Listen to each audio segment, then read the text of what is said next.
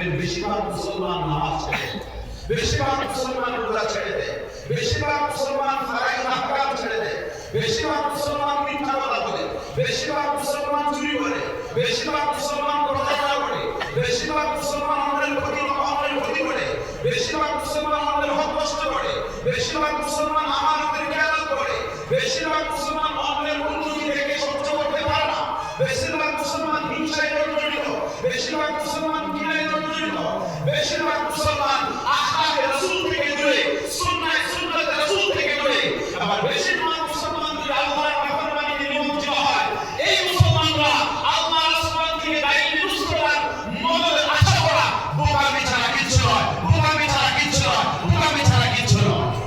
তাই তো আজ বর্তমান পৃথিবীর ভৌগোলিক মানচিত্রে ফিলিস্তিনের গাজায় হাজার হাজার হাফিজে কোরআন নিষ্পাপ নিরপরাধ শিশুদের শাহাদাতের পরে তাদের আত্মনাদে আকাশ কম্পিত হয়, পাহাড় কম্পিত হয়, সমুদ্র কম্পিত হয়, কিন্তু মুসলিম শাসকদের অন্তরে কম্পন তৈরি হয় না, কম্পন তৈরি হয় না।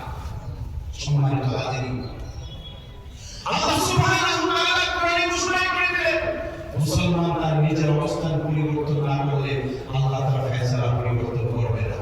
ওয়াজ হবে, মাহফিল হবে, সব ব্যবস্থা করা হবে, ওলামায়ে কেরাম নসিহত করবে, কিন্তু আমরা নামাজ পড়ি, রোজা রাখি, কিন্তু হিংসা ছাড়তে পারি না, বিদ্বেষ ছাড়তে পারি না, বিবাদ ছাড়তে পারি না, অন্যের ক্ষতি করার চিন্তাধারা ছাড়তে পারি না।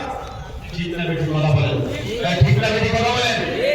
এই সমস্ত কাজ মাদ্রাসা, মসজিদ, তাবলীগ, জামিয়া সমস্ত কাজের মূল উদ্দেশ্য হলো মুসলমানদের অন্তরে থেকে ইসলামের কোরআনী সিফাত দিয়েছে না, সিফাত যতক্ষণ না আসবে ততক্ষণ পর্যন্ত জাতির অবস্থার পরিবর্তন হবে না, আর জাতির অবস্থার যতক্ষণ পরিবর্তন না হবে ততক্ষণ পর্যন্ত আল্লাহর আসমানি মদদ আসবে না। ইতিহাস করে দেখেন, স্পেনের ইতিহাস করে দেখেন, সমাজের বুখারীর ইতিহাস করে দেখেন, রাশিয়ার ইতিহাস করে দেখেন, ভারতবর্ষের এই ভারতবর্ষে আমরা আছি, এই ভারতবর্ষের ইতিহাস করে দেখেন, এই ভারতবর্ষের নাগরিক আমরা, এটা আমাদের মাতৃভূমি। কতদিন থেকে ভারতবর্ষের নাগরিক হতে পারবে? এই ভারতবর্ষের নাগরিক আমরা কতদিন থেকে?